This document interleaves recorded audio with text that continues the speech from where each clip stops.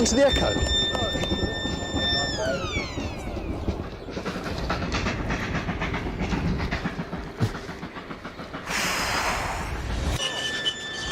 The Focus is obliterated on impact. Only the rear end escapes total destruction. And the passengers?